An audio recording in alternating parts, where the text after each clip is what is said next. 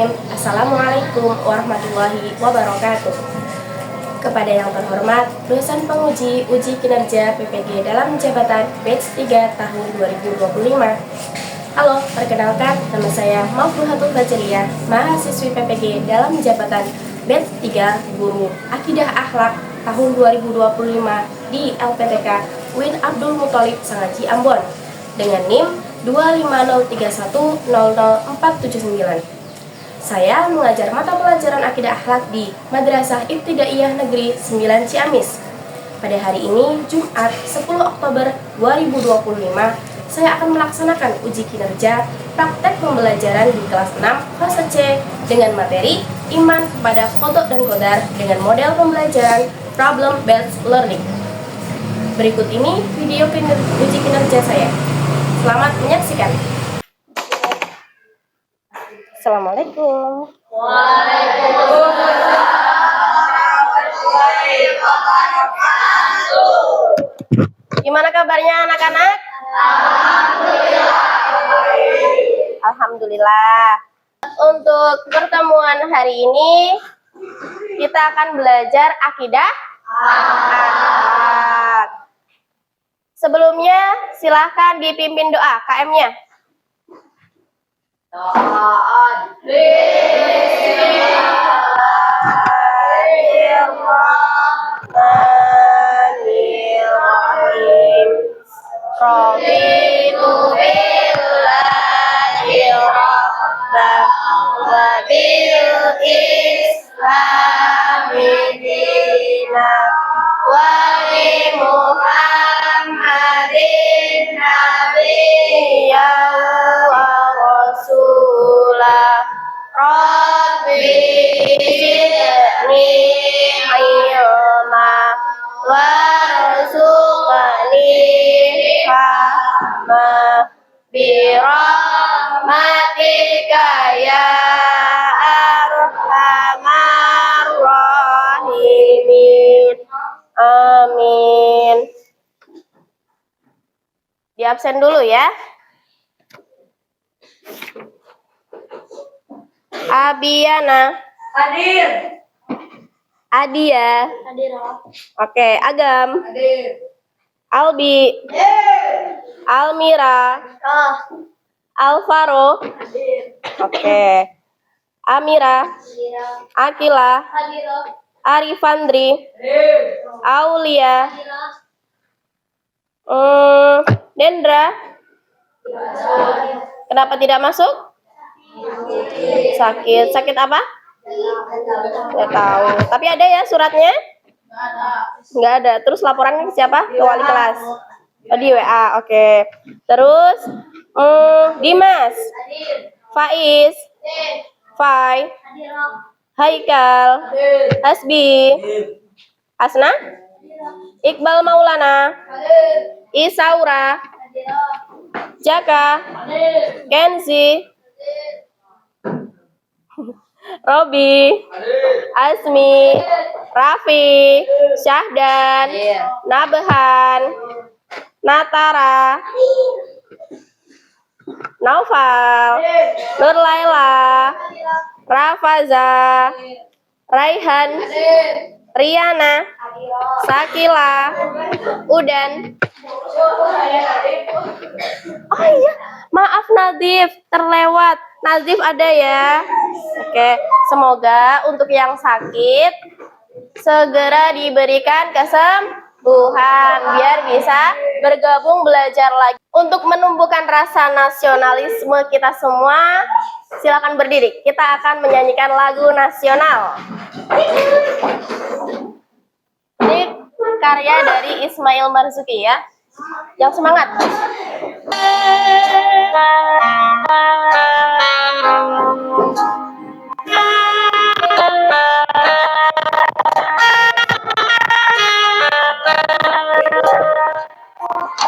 Indonesia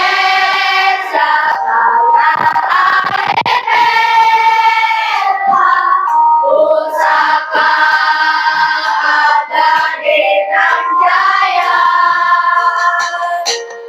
Indonesia sejak dulu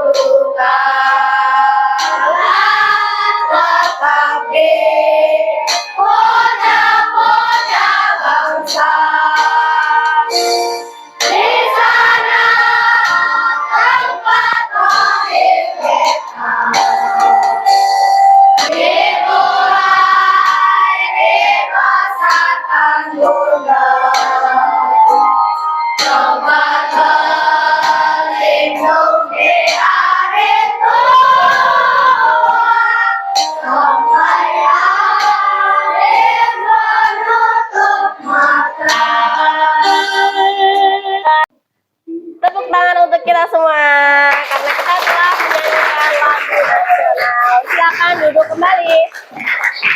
Silakan duduk.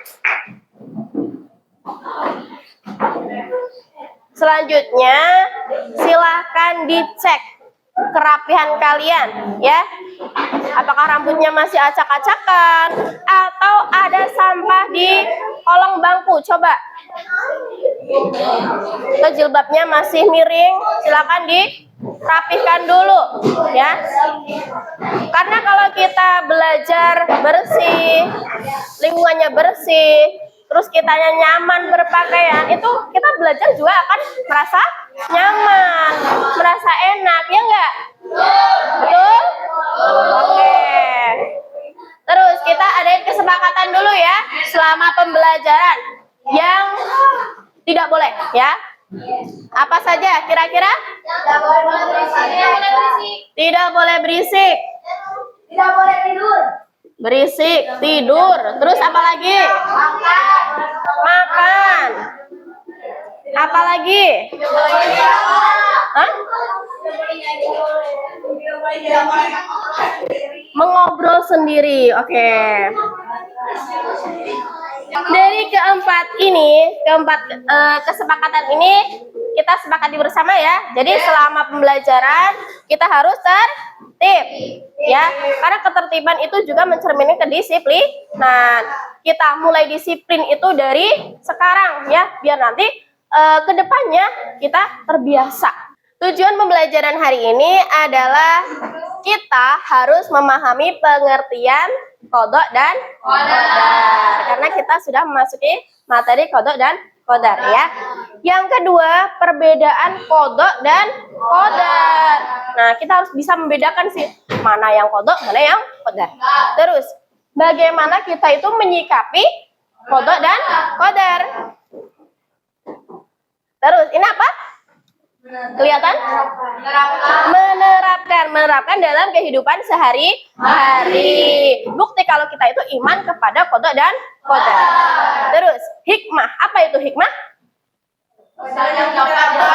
Pesan yang dapat diambil atau pelajaran yang dapat diambil ketika kita itu sudah bisa menerapkan qadha dan qadar dalam sehari-hari. Oke. Kalian lihat gambar ini? Gambar apakah ini?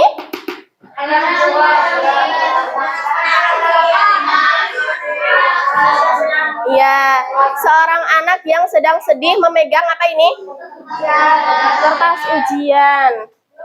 Terus, kalau yang ini gambar apa? Orang tua menggendong seorang bayi. Terus, kalau yang ini?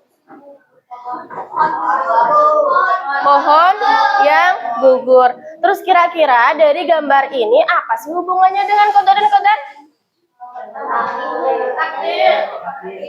Dengan takdir, ya.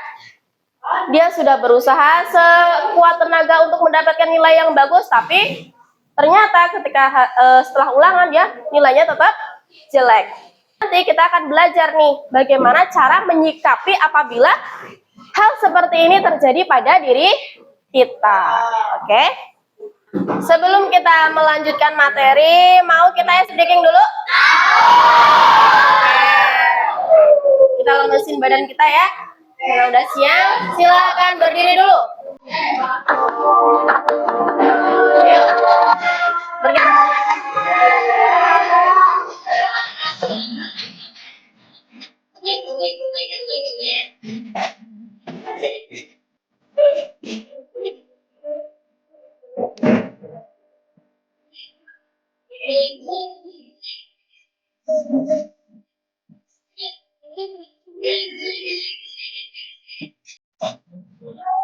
Semakin cepat.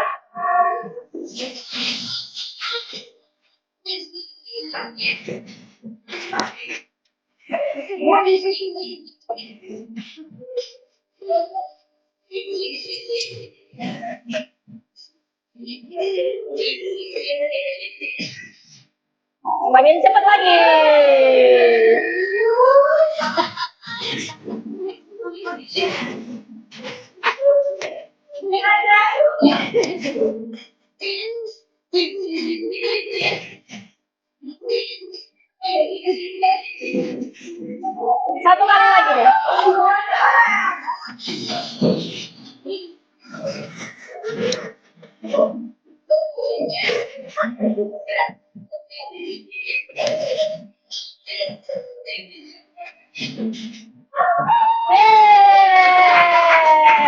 Kembali ke laptop.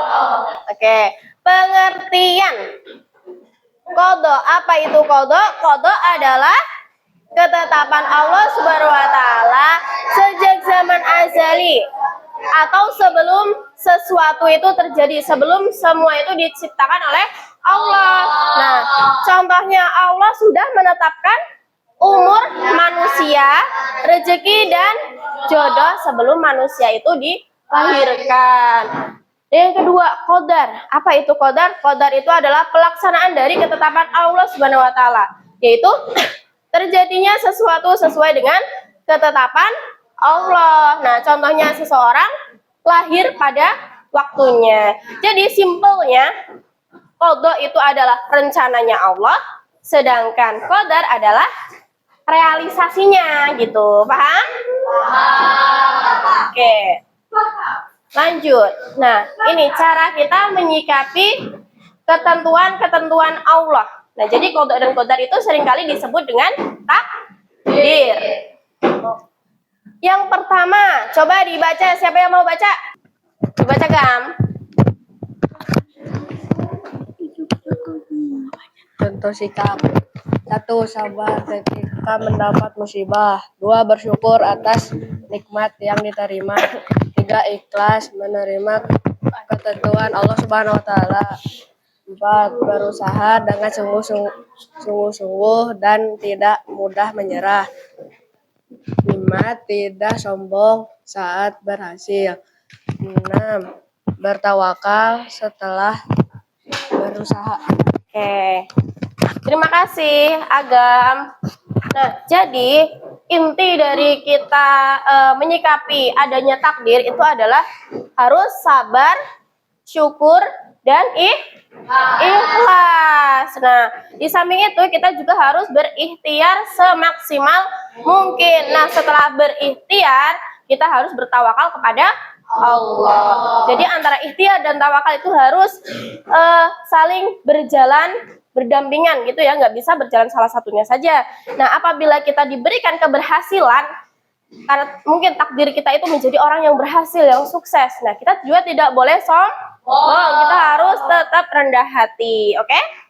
Penerapan dalam kehidupan sehari-hari, implementasinya. Belajar dengan giat dan menerima hasil ujian dengan sabar. Nah, ini penerapannya ya, menjaga kesehatan, terus bekerja keras dalam mencari rezeki. Nah, kalau kita bekerja keras dalam apa? Mencari ilmu, betul, good. Terus tetap bersemangat. Karena ini juga sudah siang ya, masih semangat? Terus harus senantiasa bersyukur dan rendah hati saat berhasil. Nah, hikmahnya coba dibaca. Siapa yang mau baca lagi? Hikmah. Isaura, tolong baca. Hikmah. 1. Hati menjadi senang dan ikhlas menghadapi segala hal. 2. Melatih diri untuk sabar dan tawakal. 3. Mendorong kita rajin berusaha tanpa menyerah. 4. Menumbuhkan rasa syukur atas segala nikmat. 5. Menyadarkan kita bahwa semua ketentuan Allah pasti mengandung kebaikan. Oke. Nah, jadi hikmah dari kita meyakini qada dan qadar adalah bagaimana cara kita menyikapi qada dan qadar Allah. Nah, kalau orang beriman menyikapinya itu pasti dengan sabar, tenang, syukur, begitu kan? Yes. Oke. Selanjutnya adalah sesi diskusi. Oke. Nah, sekarang ketua kelompoknya silakan maju. Ayo, ketua kelompoknya maju.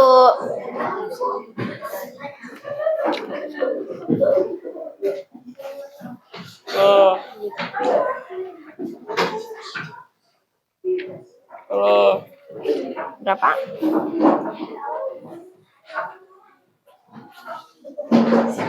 Saya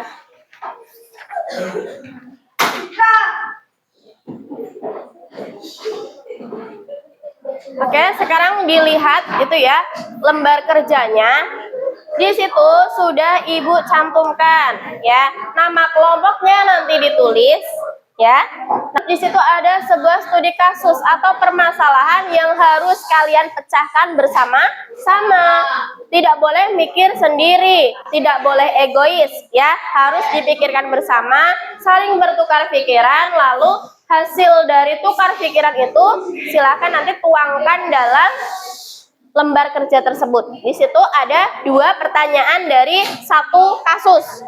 Per kelompok ibu udah kasih kasusnya berbeda-beda, ya. Nah, itu berhubungan dengan materi kita yang tadi. Oke, paham? Oke. Sekarang silahkan dikerjakan.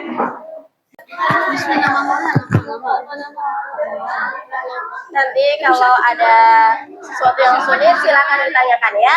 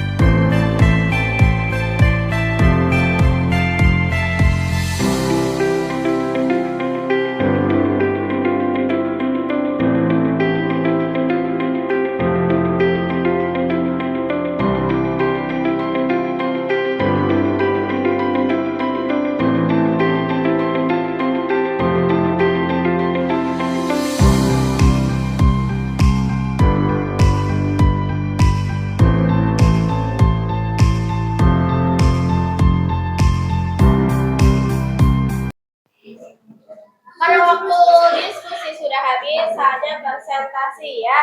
Tampilkan hasil dari yang kalian diskusikan tadi. Siapa yang mau maju pertama?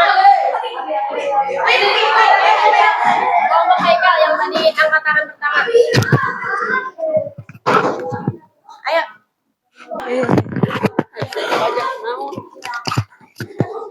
Assalamualaikum warahmatullahi wabarakatuh.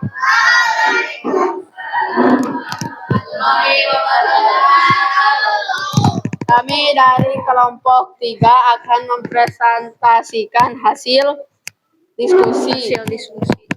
Studi kasus 4, menerapkan nilai iman kepada qada dan qadar dalam aktivitas sehari-hari.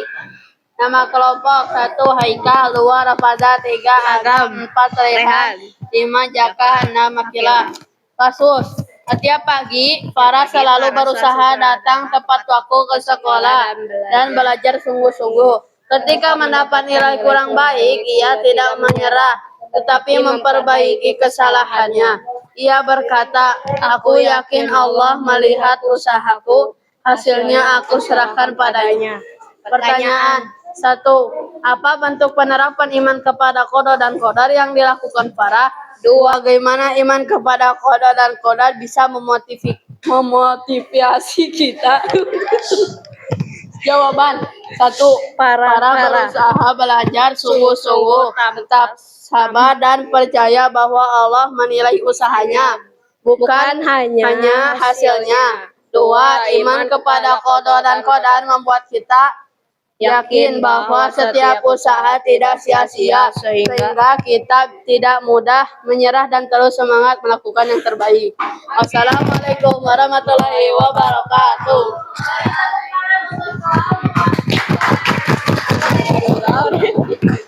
Terima kasih. Siapa yang mau maju lagi? Ayo, kelompoknya Pai. Assalamualaikum warahmatullahi wabarakatuh. Kami dari kelompok 6 akan mempresentasikan hasil diskusi studi kasus 1. Raffi sering mendengar kata kodo dan kodar dalam pelajaran agama, namun ia masih bingung membedakan maknanya. Ia berpikir bahwa keduanya sama saja, yaitu takdir. Saat Ustadz menjelaskan bahwa kodo adalah ketetapan Allah sejak zaman azali dan kodar adalah perwujudan ketetapan itu dalam kehidupan, Raffi mulai memahami perbedaannya. Pertanyaan: apa pengertian iman kepada kodo dan kodar menurutmu? 2. Mengapa penting bagi seorang muslim memahami makna kodo dan kodar dengan benar? Jawaban: 1. Iman kepada kodo dan kodar artinya meyakini dengan sepenuh hati bahwa segala sesuatu yang terjadi di dunia ini telah ditetapkan oleh Allah, baik yang menyenangkan maupun yang tidak. 2. Penting dipahami agar kita selalu bersikap sabar, tidak sombong saat berhasil, dan tidak putus asa ketika gagal, karena semua terjadi atas kehendak Allah. Assalamualaikum warahmatullahi wabarakatuh. Tepuk tangan untuk kelompok 6. Oke, kurang satu kelompok lagi yang maju. Oke, kelompok Nathan.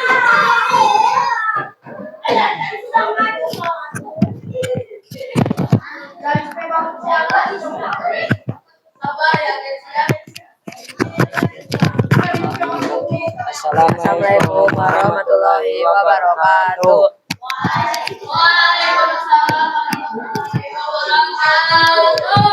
Kami dari kelompok 2 akan mempresentasikan hasil studi kasus 2, membedakan kodo dan kodar dalam kehidupan. Kasus: Aisyah lahir dalam keluarga sederhana. Ia tetap rajin belajar dan berdoa agar sukses di masa depan. Ia yakin bahwa rezeki sudah ditetapkan oleh Allah, tetapi manusia tetap harus berusaha. Pertanyaan: 1. Dalam kasus Aisyah, mana yang termasuk kodo dan mana yang termasuk? Bagaimana hubungan antara usaha manusia dan ketetapan Allah? Jawaban: 1. Kodo, ketetapan Allah bahwa Aisyah lahir dalam keluarga sederhana. Kodar, usaha Aisyah belajar dan berdoa agar kehidupannya lebih baik. 2. Manusia wajib berusaha, sedangkan hasil akhirnya Allah yang menentukan. Usaha adalah bentuk keimanan kepada Allah, sedangkan menerima hasilnya dengan sabar dan syukur adalah wujud iman kepada Allah. Assalamualaikum warahmatullahi wabarakatuh. Waalaikumsalam warahmatullahi wabarakatuh. Untuk kelompok 2. Siapa yang mau maju lagi? Oke, kelompok Riana. Assalamualaikum warahmatullahi wabarakatuh. Waalaikumsalam warahmatullahi wabarakatuh.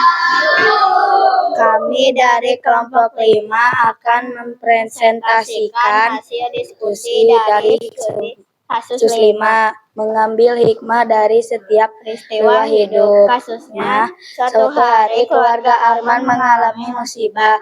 Rumahnya kebanjiran. Meski sedih, mereka bersyukur karena semua anggota keluarga selamat. Setelah itu, mereka ikut gotong royong membersihkan lingkungan agar banjir tidak terulang. Pertanyaan 1. Apa hikmah yang bisa diambil Arman dan keluarganya dari peristiwa tersebut? 2. Bagaimana musibah bisa menjadi sarana mendekatkan diri kepada Allah? Jawaban 1. Hikmahnya adalah agar kita selalu bersyukur atas keselamatan, peduli lingkungan, dan sadar bahwa semua kejadian memiliki makna dan pelajaran. 2. Dengan musibah kita diingatkan untuk berdoa, memperbaiki diri, saling membantu sesama, dan semakin mendekat diri kepada Allah Subhanahu wa taala. Sekian, terima kasih dari kelompok kami. Wassalamualaikum warahmatullahi wabarakatuh.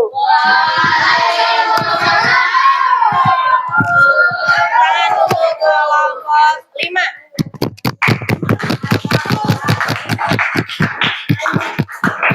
Dari hasil diskusi yang telah kalian presentasikan tadi, kira-kira sudah menerapkan nilai-nilai dalam iman kepada qada dan qadar atau belum? Berarti inti dari iman kepada qada dan qadar itu tadi apa? Ikhlas, sabar, dan syukur. Ya. Dari diskusi tadi, apakah ada yang berbeda pendapat? Ada. Sampai berantem atau tidak? Tidak. Oke. Siapa yang bisa menyimpulkan pembelajaran hari ini?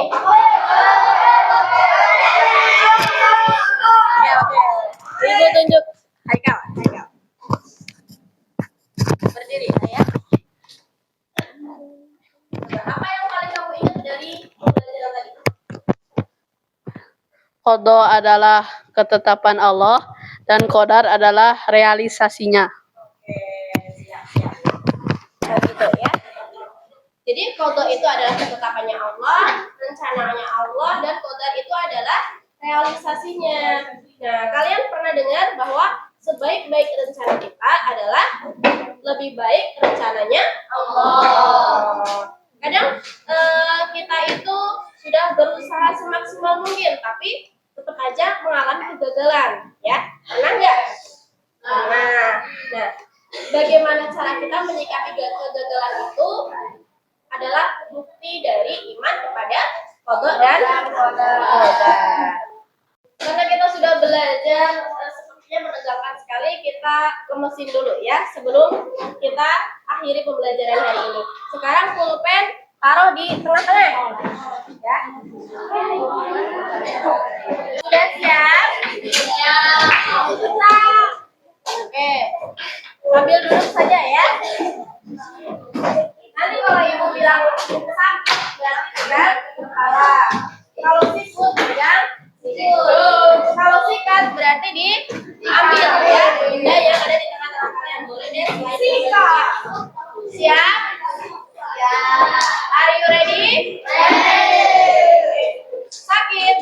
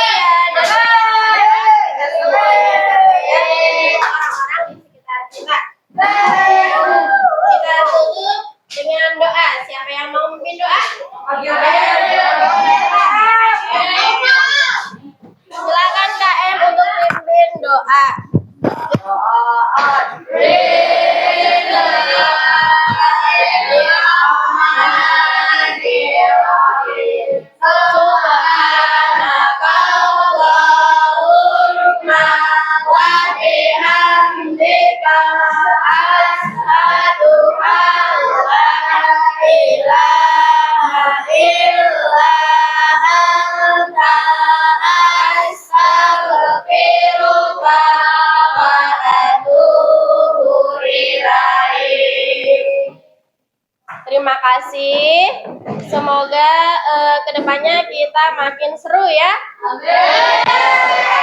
Depan kita akan belajar tentang sikap adil dan juga bijaksana. Terima kasih. Thank you very much. Wassalamualaikum warahmatullahi wabarakatuh.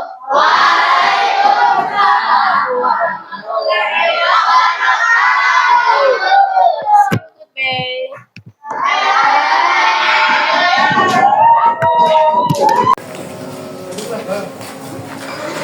Terima kasih. Demikianlah video uji kinerja yang saya buat sesuai dengan modul ajar yang telah saya susun. Semoga bermanfaat. Wassalamualaikum warahmatullahi wabarakatuh.